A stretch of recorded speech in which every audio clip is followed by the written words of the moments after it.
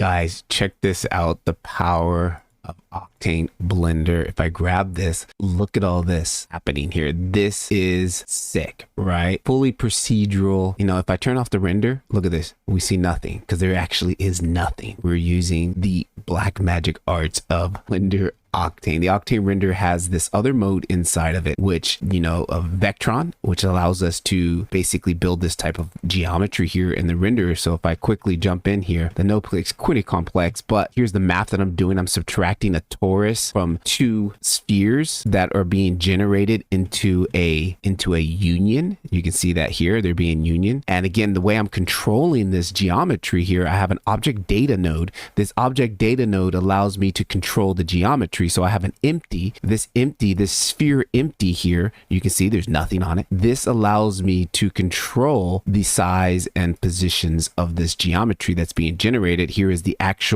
plane that has the Vectron on it. So it's like the overall maker, right? It's kind of like, you know, see if I scale that up and down, it's everything that's on here. And then from there, just building out materials like I normally would do in Octane. Here I got a gradient map node with two colors with the noise texture put into it. And that's pretty much it. And then the rest is just some math that's going on here to get these Boolean and these Boolean and cutouts right here. So